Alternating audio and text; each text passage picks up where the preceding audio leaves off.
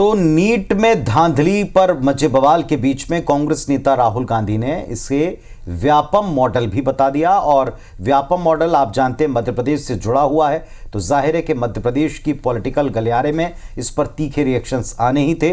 तो मध्य प्रदेश में भी इसे लेकर बड़ी असहज स्थिति देखी गई और इसके जरिए राहुल ने एक तीर से कई निशाना साधने की कोशिश की है। एक तो नीट में केंद्र की विफलता पर उंगली उठाई, तो वहीं बीजेपी शासित मध्य प्रदेश में हुए महाघोटाले की याद दिलाकर यह बताने की कोशिश की कि घोटाले का यह पैटर्न बीजेपी काल की पहचान बन चुका है। एक रिपोर्ट देखिए।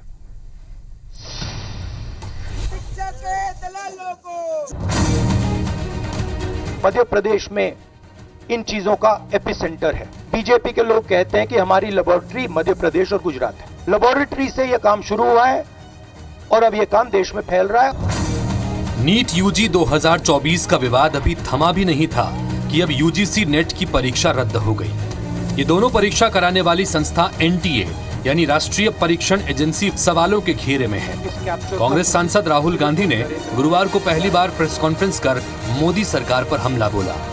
उन्होंने सीधा आरोप लगाया कि सभी शिक्षण संस्थानों को भाजपा के लोगों ने कैप्चर कर रखा है। राहुल गांधी ने नीट धांधली को मध्य प्रदेश के व्यापम कांड से जोड़ते हुए कहा कि पूरे देश में ऐसा ही तंत्र बनाने की कोशिश हो रही है। मध्य प्रदेश में व्यापम हुआ और अब उस व्यापम को नरेंद्र मोदी जी और उनकी सरकार पूरे देश में फैलाने का काम कर कि इसका पहले एपिसेंटर मध्य प्रदेश हुआ करता था, वहां पे 40-50 लोगों की हत्या हुई थी। ये कब शुरू हुआ था? आप जानते हो कि गुजरात में, उत्तर प्रदेश में और मध्य प्रदेश में इन चीजों का एपिसेंटर है। और आप ये भी जानते हो कि बीजेपी के लोग कहते हैं कि हमारी लेबोरेटरी मध्य प्रदेश और गुजरात है। तो लेबोरेटरी से यह काम शुरू हुआ है और अब यह काम देश में फैल रहा है और आपका इससे नुकसान हो रहा है। नीट की आड़ में राहुल गांधी ने व्यापम का राग छेड़कर पुराने विवाद को नई धार दे दी है। जाहिर है मध्य प्रदेश में इसका रिएक्शन होना ही था और हुआ भी यही।